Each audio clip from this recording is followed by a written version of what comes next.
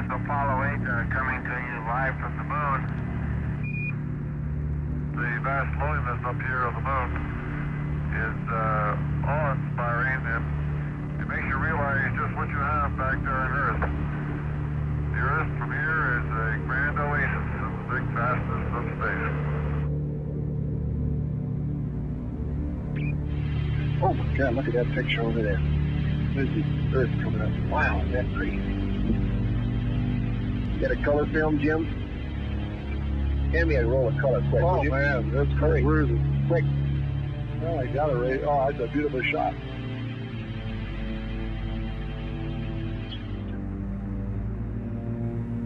From the crew of Apollo 8, we close with good night, good luck, and God bless all of you on the good Earth.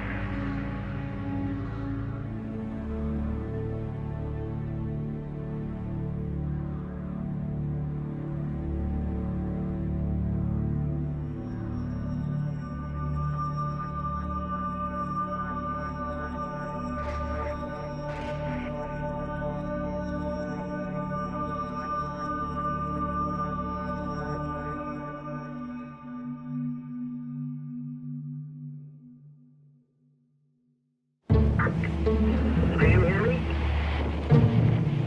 Yeah, I have an emergency. Rising very quickly. We're doing about 5 feet of water. I have about 17 individuals on the second floor right now. We're going to need to evacuate. We need to get out of here. I'm trying to get you guys out. Goodbye. Are you all right? You okay? There is new and dramatic evidence of what's happening to our world, and tonight we'll look at the impact already being felt. The red flags about extreme weather we've all endured together all across the globe. We are literally engaged in an unprecedented experiment with the one planet that we know of that can support life. We will respond to the threat of climate change, knowing that the failure to do so would betray our children and future generations. The big question mark is the future, of course, and a new kind of normal.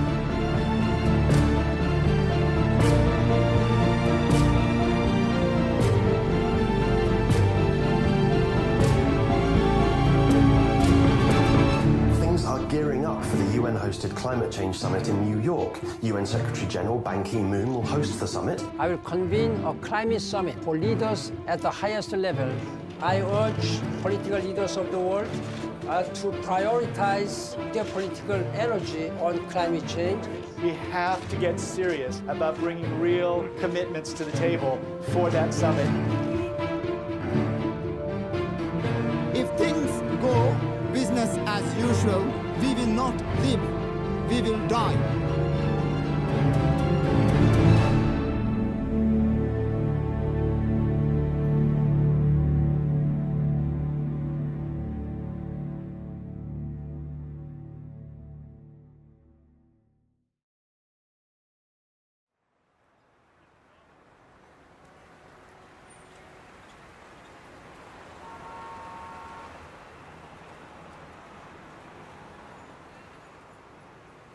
On September 23rd, the United Nations is holding a historic climate summit where they've invited world leaders and heads of state from around the world. We're trying to organize the largest ever climate rally on the streets of New York in response to this, hopefully turning the tide of what comes out of that summit and reshaping what the entire climate movement looks like going forward. Climate tipping points are scary, but if we stay connected to each other, we can build the largest climate mobilization in history. We'll have power to create the movement tipping point on climate change, the one that takes our leaders from this place of inaction and puts them on a journey towards saving the planet. All of the big social movements in history have had people in the streets. Women's voting rights, civil rights movement, and even more recently on climate issues, our big successes have happened when people left their homes and went out into the streets. This is a bigger fight than, in fact, has ever been won. It's not that we need to save the Earth. We need to save the systems that make the Earth compatible with human existence and the existence of other life forms. This is the fight of our time, but None of us should exactly have to be activists about all this. In a rational world, the fact that scientists had said the worst thing on Earth is happening now, and here's what you can do to stop it, that would have been enough to push our systems into action.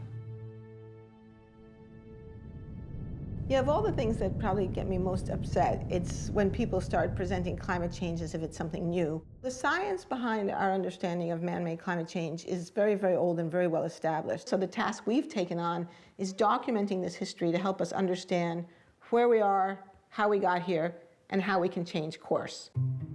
Scientists have known for more than 150 years that carbon dioxide was a greenhouse gas.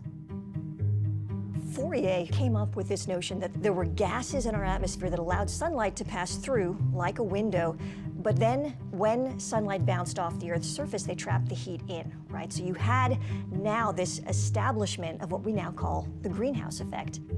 In the 1850s, John Tyndall made laboratory measurements of the absorption of heat radiation by carbon dioxide. And he concluded that if you change the CO2 in the atmosphere, it's going to affect the planetary energy balance. Tyndall was the one who really came along and proved that carbon dioxide was a natural thermostat that helped set our planet's temperature. In the late 1800s, it was the great Swedish chemist Arrhenius who first did the calculations about what would happen as we, as he put it, evaporated our coal mines into the air.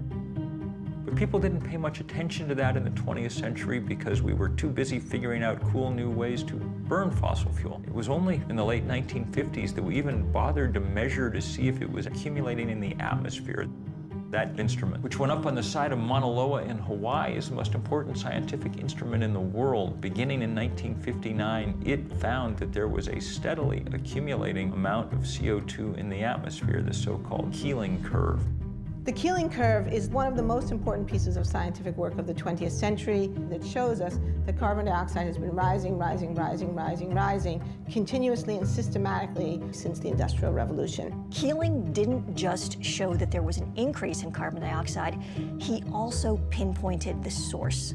And what Keeling showed so incredibly was that roughly 1 out of every 4 CO2 molecules in our atmosphere today were put there by us. Just a year ago, we passed 400 parts per million of carbon dioxide in the atmosphere. Now, the pre-industrial level was about 280 parts per million. So human society in the industrial era has raised the level of CO2 in the atmosphere by about 40%, and many people fear that before we're done, we're going to double it or even triple it. We're pumping CO2 into the atmosphere at a speed which we have never seen before in modern human history. We are absolutely racing into uncharted territory. In our lifetime, human beings left behind the Holocene, this 10,000-year period of benign climatic stability that coincides with the rise of human civilization. We have crossed a great threshold, and we stand on the edge of others. I remember when the Weather Channel was this kind of like nice, sleepy little station. Now it's like a horror show. The climate is being disrupted. That's not for next year or 1,000 years from now. That's happening right now. What all climate scientists will agree on is that the entire atmosphere has changed. All the atmospheric dynamics have changed. So every event that happens now is in the context of climate change, is different from how it would have been.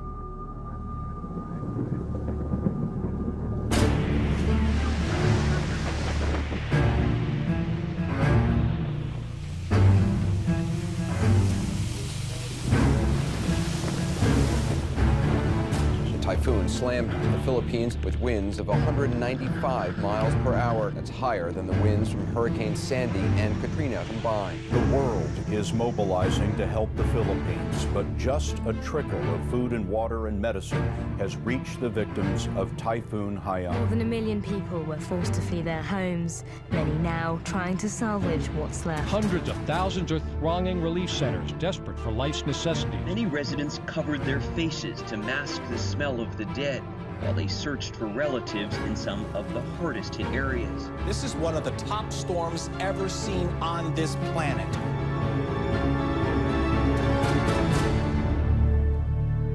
Mr. President, Your Excellency, what my country is going through as a result of this extreme climate event is madness. Super Typhoon Haiyan made landfall in my own family's hometown. And the devastation is staggering. I struggle to find words to describe how I feel about the losses.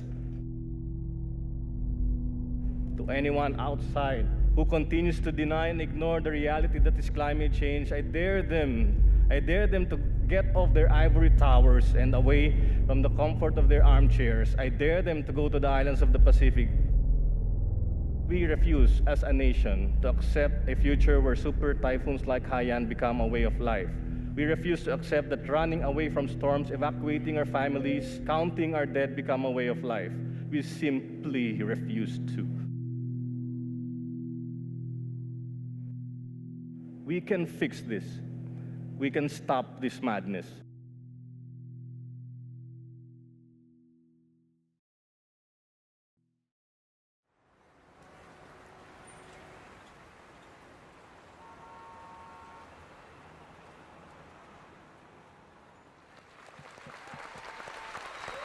Hello, hello, hello.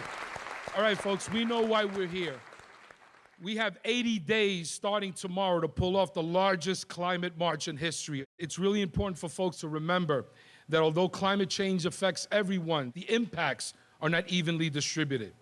And we're asking each one of these breakout groups, prioritize people of color, folks, because this is real, it's disproportionate, and it's time to bring it. They need to act on a binding global agreement to reduce greenhouse gases. We can do that and create jobs at the same time.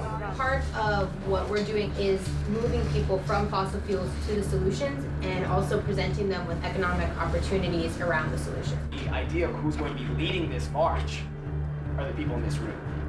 This environmental issue is the singular issue of our time, of our day, that will determine how we live, where we live, and if we live. The most important tool that we have is our people power. There are already 325 groups, and that list is going to grow every single day. Whatever you're thinking about doing to help build this mobilization, rethink it and make it bigger, make it bolder. Our job is to make sure everybody hears about it, and then they'll get there.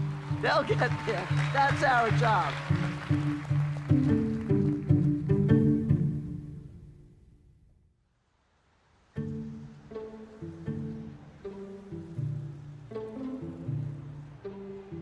In 1982, the UN convened a first special session on nuclear disarmament. And we came together and said, when the representatives of governments all around the world gather in New York City at the UN, we need to be on the streets making our voice heard. New York City's anti-nuclear demonstration turned out to be the biggest political demonstration in U.S. history. It was, and still to this date, is the largest single gathering, if you will, of people in this country. I think there was one computer in the office. Everything else was by phone and this thing we called the mail. We now call it a snail mail, whatever. But there was something about that reality that we didn't have the technology that we now have that actually forced people to talk directly to each other. We have real peace with real justice. We will not go home and be quiet. We will go home and organize. One of the really interesting things about that demonstration is that some 600 local groups were formed, and many of those groups lasted for years afterwards. To me, the real power of that day was the organizing experience that led up to it, and then the organizing that came out of it.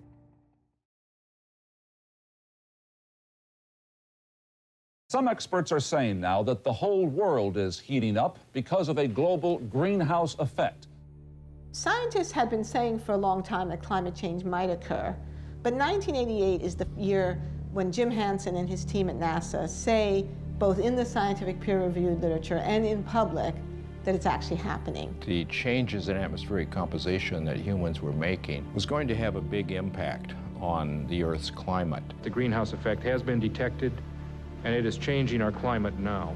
Hansen's testimony was reported on the front page of the New York Times, and there was actually a bill introduced into Congress, the National Energy Policy Act, to immediately begin to phase out the use of fossil fuels in order to prevent disruptive climate change.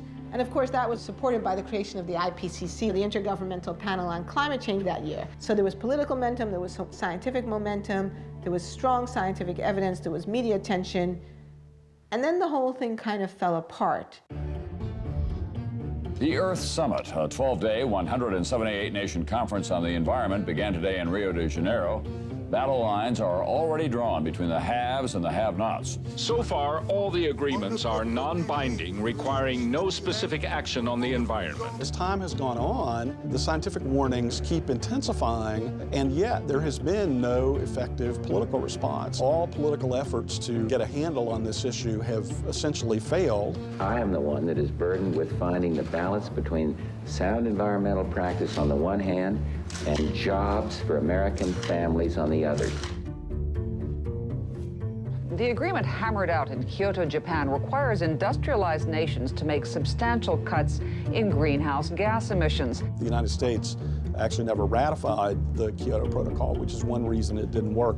President Bush ignited a storm of controversy when he decided to abandon the Kyoto Protocol, which sets caps on the emissions of greenhouse gases in developed nations. For nearly 2 weeks, the U.S. delegation had blocked proposal after proposal, draft after draft, refusing to even discuss mandatory cuts in greenhouse emissions.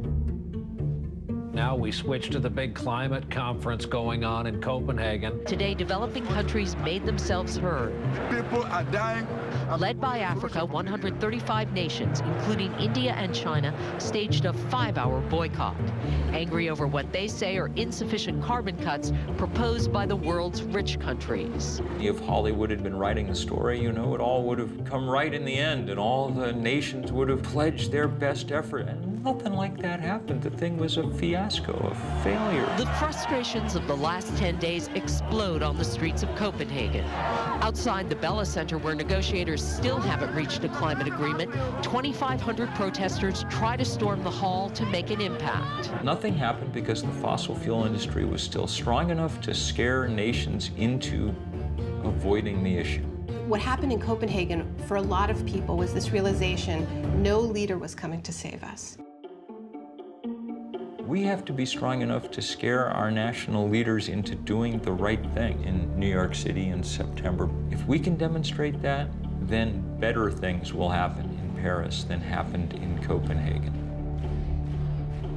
These things are not separate moments in time. This is all part of one string, and what we're fighting towards in Paris is highly dependent on what happens in September. This is going to have to be the fight of our lives.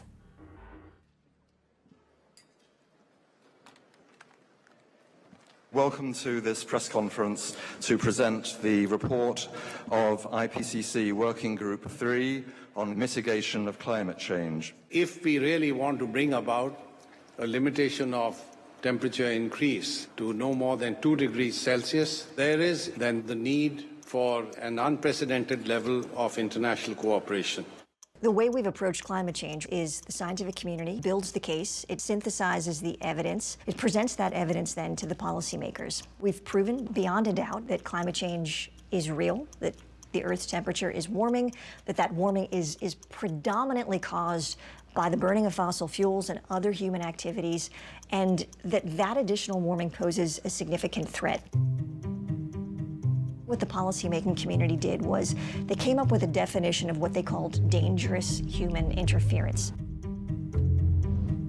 In 2009, the nations of the world agreed on a target of 2 degrees centigrade or 3.6 degrees Fahrenheit of maximum warming above the pre-industrial level. That would require emissions worldwide almost entirely stopping within a matter of decades. A lot of people talk about 2 degrees being the safe level. Well, there is no safe level. 2 degrees is a round number that would be safer, but we'll still have substantial climate impacts. 1 degree is melting the Arctic and the Antarctic. We'd be crazy to find out what 2 degrees will do, but we're probably going to find out. Even if we do everything right at this point, that's about as good an outcome as we can hope for. The other thing that the IPCC did was that they tied that 2 degrees Celsius, 3.6 degrees Fahrenheit threshold to the amount of fossil fuels that we can actually burn. And they came up with this red line in the sand, which was 1 trillion tons of carbon. The problem is that we're already more than halfway there. We're approaching 600 million tons already, and at the rate things are going, we will have completely exhausted that carbon budget within 30 years. The same leaders who say they want the temperature to go up no more than 2 degrees have put forward a series of proposals that, when you add them up, leads to the temperature rising 6 degrees. A point past which most sane scientists think civilization on the scale that we now know it will not be possible. It's almost a kind of refusal to come to grips with reality. There's just this enormous gap between what countries say they want to do and what they're actually on track to do. People call this the emissions gap. Much of this is about mathematics. You got to leave 80% of fossil fuel in the ground. Fossil fuel industry wants to burn all its reserves. If they do, then we get that 6 degrees. Each day of inaction, each day of business as usual puts us closer and closer on this crash course.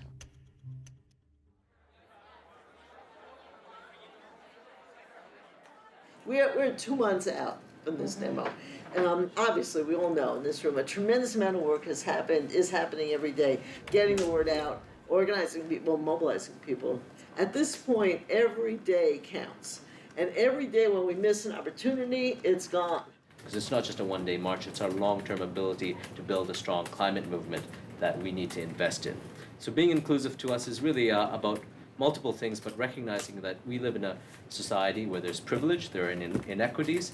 In order to address the climate crisis, we have to first address those inequities. That will allow us to then bring a movement strong enough to address the global ecological crisis.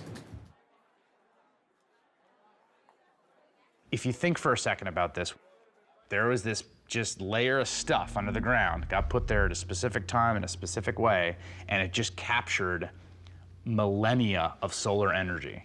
And we just happened upon it.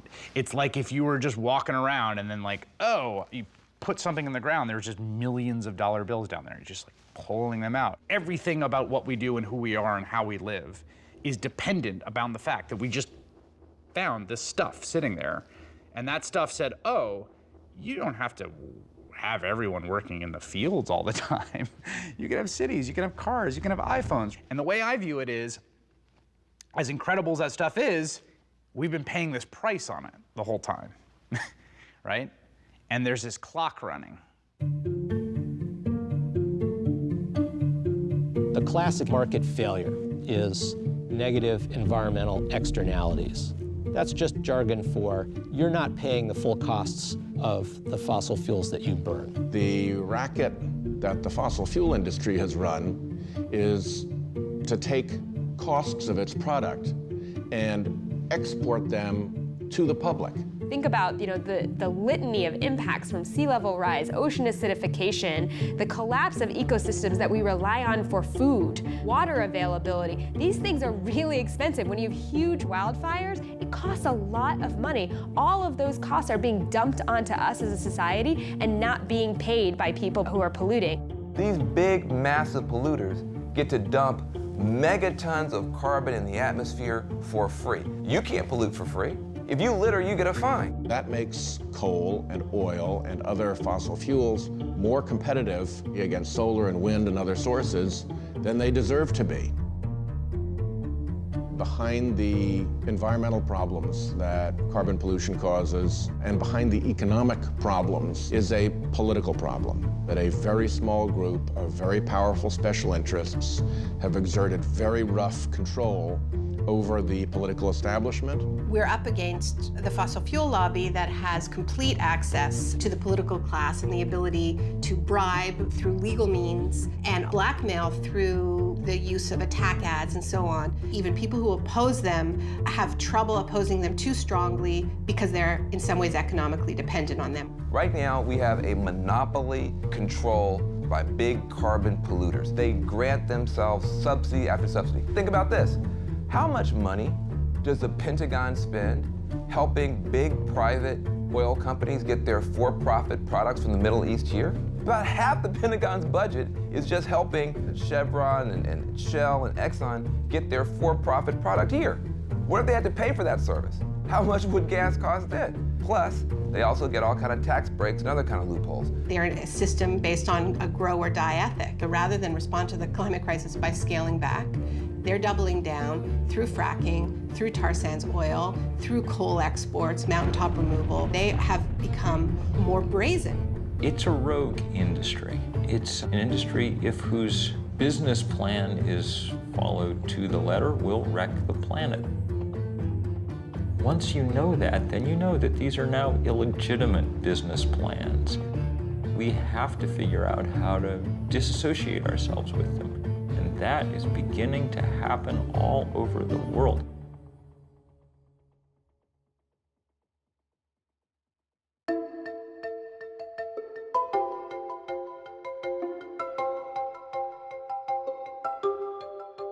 On the great lawn of Central Park, I was up on a stage probably 70 feet in the air, looking out at that sea of people stretching out farther than the eye could see. The crowd estimates later were larger than 1 million people. April the 22nd, 1970. The grassroots mobilization, which we recall as the first Earth Day. 20 million Americans called away from their jobs and their classes into the streets of their communities. When Nixon was looking at television at these huge crowds in city after city after city across the country, he apparently muttered to Ehrlichman, man, a lot of those people have got to be Republican. And Republicans needed him to do something for them on this issue, he felt, and it was Nixon, arguably one of the most anti-environmental presidents in American history, who felt compelled to sign the Clean Air Act. I think the things that we've been doing to date are a reason to give us a little bit of hope. We've seen a degree of responsiveness on the part of the House of Representatives and on the part of the U.S. Senate. In a matter of 3 years, we passed the Clean Air Act, the Clean Water Act, the Safe Drinking Water Act, the Endangered Species Act, the Marine Mammal Protection Act, National Environmental Policy Act, the Environmental Education Act, Superfund. I'd go so far as to say that with the possible exception of the New Deal, it was the most fundamental restructuring of the ground rules of the American economic system that the nation has experienced.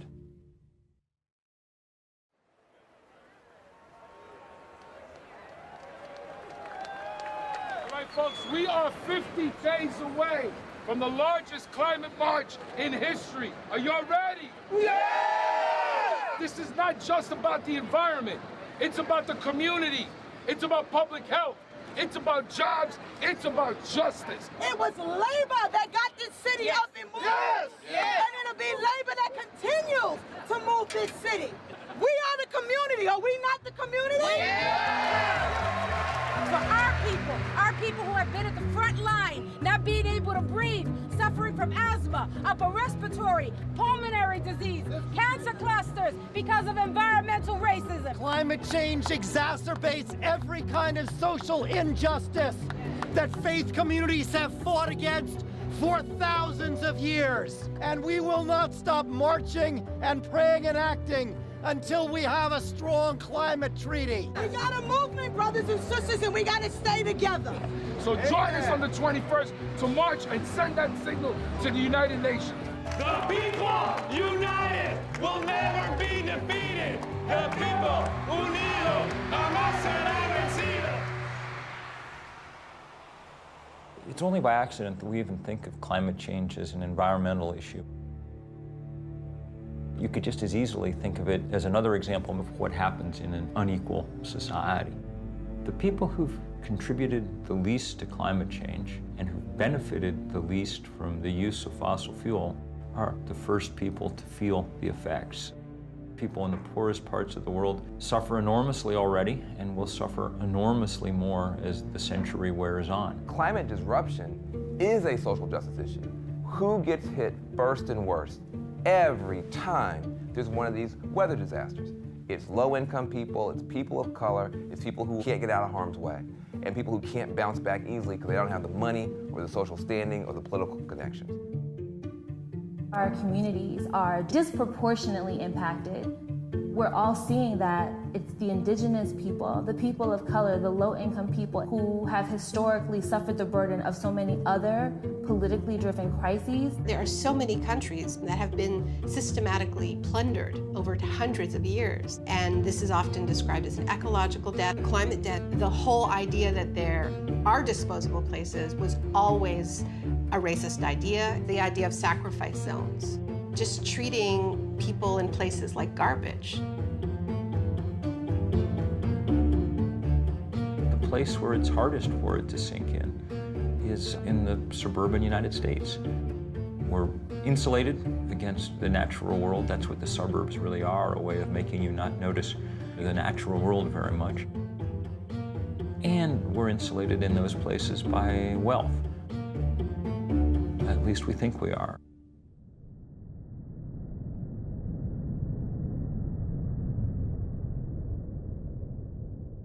Scientists are screaming from the rooftops about us avoiding going over a 2-degree rise in the temperature of the planet. Why are they so worried about that? If we go over that amount of warming, there are feedback loops in our ecosystems, tipping points that climate change could spin out of control, and it happens like that. There are switches that can be tripped where suddenly you are in brand new territory and you don't even begin to know what to do about it. This is not a linear kind of problem that we're dealing with. This is very much an exponential kind of problem.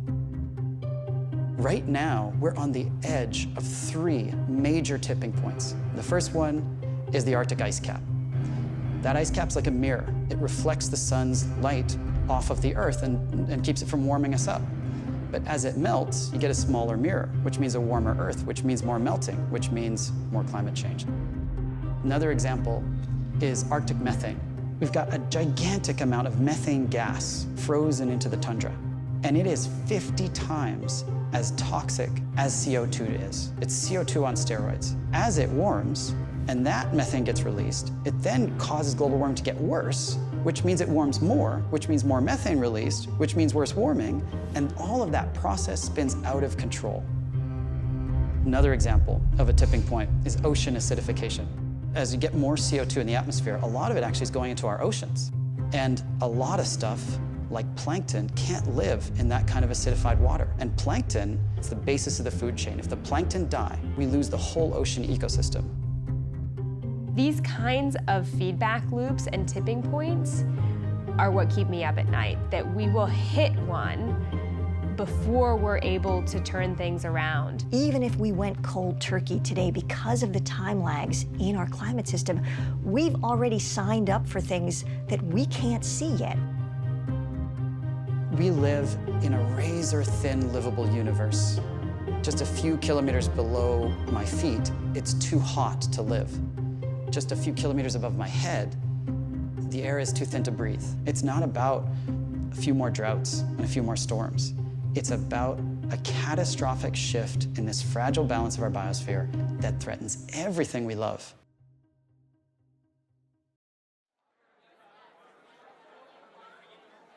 What we all need to be focused on is turnout, turnout, turnout. Youth, is there somebody that wants to do an update from youth, Armando? So just a quick list of things I wanted to go over. Obviously, a lot of the folks who are working on the youth stuff are at the Climate Justice Youth Leadership Summit. There's a lot of organizing going on right now there for the People's Climate March, so a lot of people who may not have been plugged in already are getting informed about it, and the people who already are informed about it are getting even more people fired up about it. There's a lot of things that we pay attention to, that we focus on, that are fun, but they are short-lived and they are not for the betterment of us. We have to reprioritize what's important to us. Our environment isn't just ice caps melting in Antarctica. We're the ones who face the problems day to day. If you're breathing in smog or your little brother has asthma, that's environmental injustice. And those are things that we have the power to push back on. Imagine being the person who changes the face of climate change so that we don't have to deal with those impacts every day. So on September 21st, we're gonna march for climate justice. So who's with us? Come on,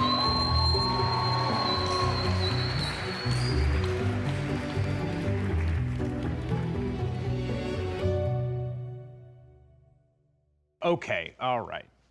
Yes, we pull the fossil fuels out of the ground, we put them in the incinerator, they put the carbon in the sky, it warms the earth, lots of bad stuff's gonna happen, heat waves, extreme weather, floods. Okay, sure. But I mean, really, is that the thing I care about most? You know, there's all these other issues in my life that are more pressing. For someone who is engaged in a struggle for a higher minimum wage or worries about healthcare, it's understandable that these molecules floating around the air seem invisible and abstract. Humans have this thing that we call a finite pool of worry. You've got your mortgage you've got to pay, you've got your kids you've got to take care of, and they tend to be more immediate. We respond to things that feel incredibly urgent, like a gun to the head, a stampede of wild elephants, right? Climate change is a completely different kind of risk. It plays out over these very long time scales. It's really hard to perceive it as a very urgent threat. The other thing that happens is that there's something called a single action bias. We have this tendency to see a threat and then we try to fix it with one thing. It's like the silver bullet solution. When we look at climate change, we become overwhelmed by it because there's so many different ways that we're gonna need to fix it. 25 years we've been talking about climate change. The level of scientific reports becomes higher and higher and higher. Why has that still not compelled the majority of people to action? Cognitive psychologists have been mapping the processing systems within our brains, and they found that there are two parallel and deeply interlocked processing systems. The rational side, the analytic side, which deals with information, facts, data. And we have another side, which is a much more intuitive and emotionally driven side. It is that emotional system that moves us into action. The challenge for climate change is how do we get something that is so based in the science to cross over into the side which makes us feel something. People are reluctant to stand up and to take action if they don't see that the other people around them are taking action. And that is why it is absolutely critical that there are people who are seen to be doing something. They are creating the breakage. Climate change is strangely, maybe uniquely problematic because not only are we all bystanders, we're also perpetrators, actively contributing to the thing. If we recognize the problem, we become morally compelled to take action on it. There is a fundamental tipping point at which that has to happen.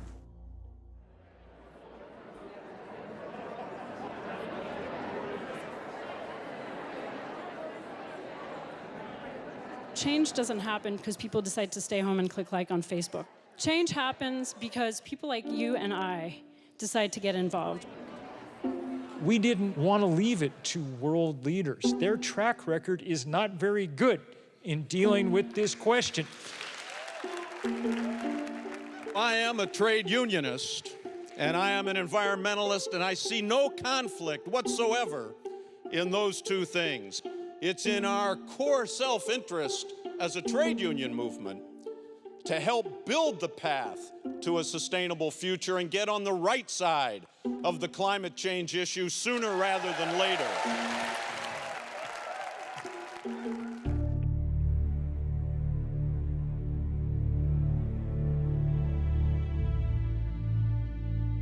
Normally it takes a long time to switch energy sources, 50, 60 years to go from wood to coal, coal to oil and gas. We lack 50, 60 years. The reason we want to get off of fossil fuels now is because we have to protect our way of life. We need a vision for what the post-carbon economy looks like that is inspiring enough and delivers enough in terms of jobs, in terms of new opportunities, in terms of better health. It has to be exciting. There are many more jobs available to people who are going to be building wind turbines, retrofitting houses so they waste less energy. Solar panels have to be installed by a person. That person has to go to your home. There's no way to outsource putting that solar panel onto a roof.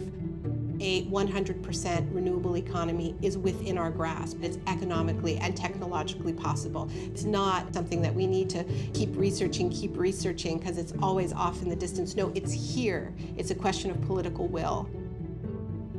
If you look at the renewable revolution that's happened in Germany, it wasn't about leaving the renewable sector to the market. It was about creating different incentives. And there was an explosion of innovation and creativity. Germany is now the #1 solar country in the world, even though they have the same amount of solar incidents as Alaska. Can we do it? Can we take the power that has been highly centralized and highly focused and controlled by very few hands, and it is not an accident that very few hands controlling power in the sense of electricity leads to very few hands controlling power in the sense of political power. We are going to try a global experiment that is going to be the most difficult thing human beings have ever done, which is to rip those two apart, which means we are democratizing power in both senses of the word.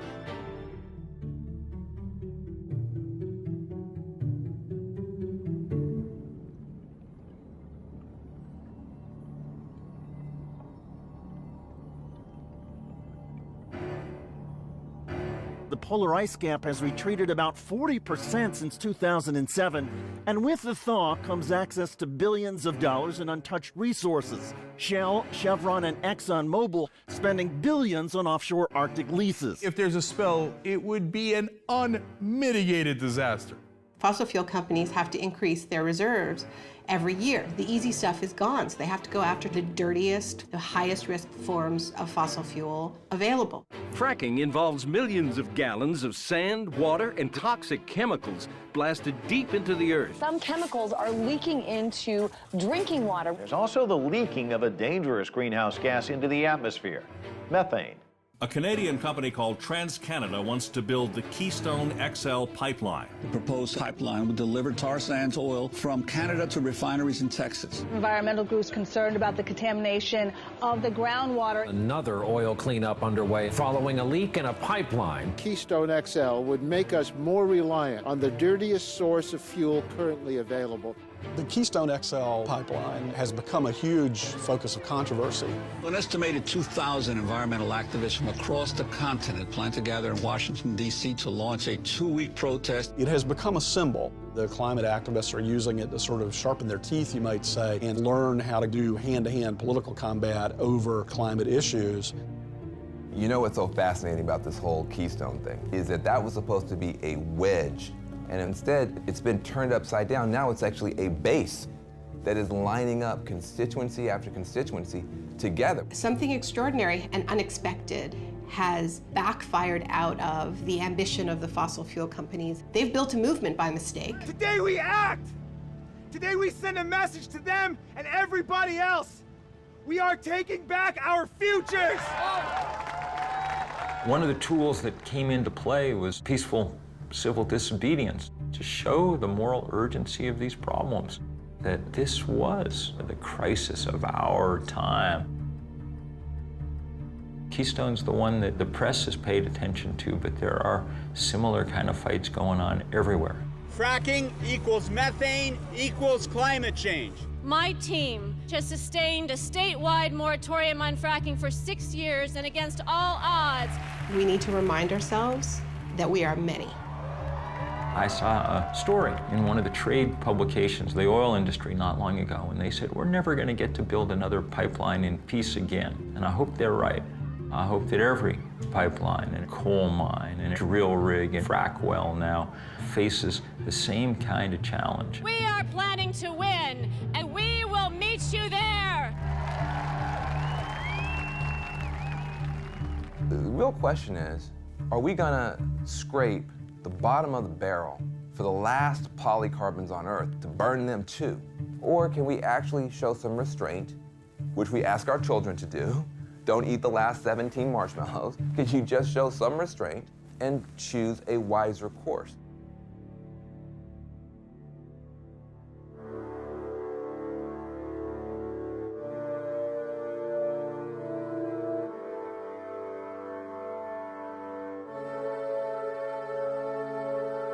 As scientists, we study this out of this fascination and kind of awe of this whole system that we call home. We are on this planet that is so perfectly built to sustain life. We got so lucky. And then you begin to think, what do you do with this knowledge, this unbearable, incredibly depressing knowledge? That the decision to burn fossil fuels was a decision that had tremendous downside risks that we didn't realize immediately. When I read a climate science article that talks about mid-century projections, what I read is what's going to happen when my kid is 40. That's what I see on the page. And for me, it is absolutely my responsibility then to do whatever it takes to protect my child. Alice Walker says that resistance is the secret of joy. And I don't know if it's the secret of joy, but I know it is definitely the secret of staving off depression. The reality we're facing is very grave. So how do you not get depressed about it? Well, one way you don't get depressed is by work. Things change for lots of different reasons. There's all kinds of dynamics, but one central element is people being in the streets. All of us must stand up together and say, no more. We live in a culture that doesn't tell us our own history, doesn't tell us the history of social movement wins. And the times in our past when masses of people have taken the wheel of history and turned it. Hundreds of thousands, millions of people have taken to the streets, and that has mattered. And so right now, we are 72 hours out from that moment in the history of the climate movement. It was only 1% of Americans that ever took part in a civil rights demonstration, but they were able to change our society enough to stand up to those powers that be. I think this march will go down as one of the greatest, if not the greatest, demonstrations for freedom and human dignity ever held in the United States. Martin Luther King always said that the victories that had been won so far were the ones that were cheapest to the status quo. Giving legal rights and giving voting rights doesn't cost the system nearly as much as providing good jobs and good infrastructure and good schools. We as a people will get to the promised land. Big victories have been won before, but nothing on the scale of the economic challenge that really responding to the climate crisis represents. We have a responsibility to rise to our historical moment. We are well on our way to having the largest climate march in history. We still have 48 hours. Thank you for pledging to march with us this Sunday. We're going to have a movement worthy of the name. Solidarity among all these different causes needs to be the foremost principle. There are over 1,000 organizations that are part of this. It's this broad and powerful spectrum of allies that has the political weight to move the dial on this. If we can just push this to a point where there is a social tipping point. This is the issue I will vote on. This is the issue I will give money on. This is the issue that I will scream at the top of my lungs into a bullhorn over. That is what moves politics. We will send the message to whoever is sitting in the UN, it is time for action. This is the right thing at the right time in the right place. The whole world will be watching. The People's Climate March is our chance to show the immense power of people in solidarity. Nothing moves public opinion more than seeing large numbers of people gathering. A march is not an end in itself. It is a tool. In my heart of hearts, I know that this People's Climate March in September will serve to deepen this movement. I will be there in New York, September 21st. There is no replacement, even in the digital age, for human bodies next to each other, standing as one, hearts beating as one, voices raised as one, making a political demand. If you don't fight for what you want, you deserve what you get. September 21st, in some ways, is the beginning. There are teams around the world organizing marches in Rio, in Delhi, in Berlin, in Paris, in London. We are joining around the world to say the time has come. Are you ready to march? Are you ready to march? Are you ready to march?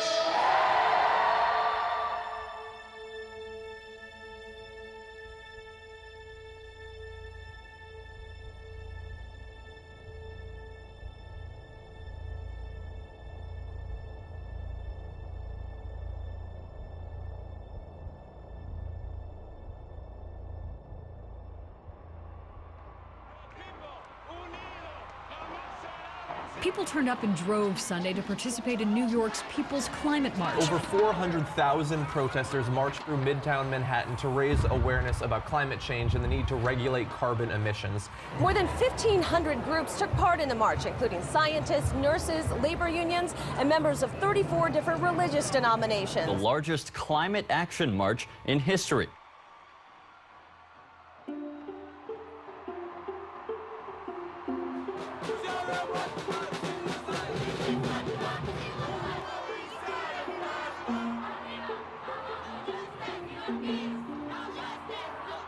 When we marched in New York City, they had to listen. They had to pay attention to what the people of the country were saying, and indeed the people of the world. In cities around the world, hundreds of thousands of people called for action. They demanded that leaders lead. We are not here to talk. We are here to make history.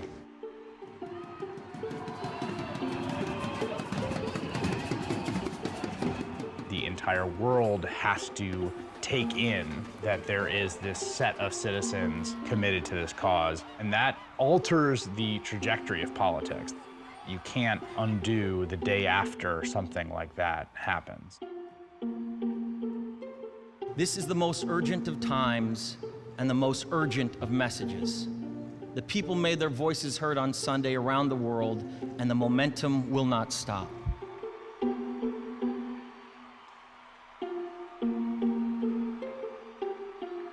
There's a line that divides good from evil, and it runs down the middle of every single person. When we prevail, it won't just be because we beat the worst instincts of other people. It'll be because we overcame the worst instincts and the worst fears even within ourselves. Mr. President, Mr. Secretary General, fellow leaders, the climate is changing faster than our efforts to address it. The alarm bells keep ringing. Our citizens keep marching. We cannot pretend we do not hear them. We have to answer the call.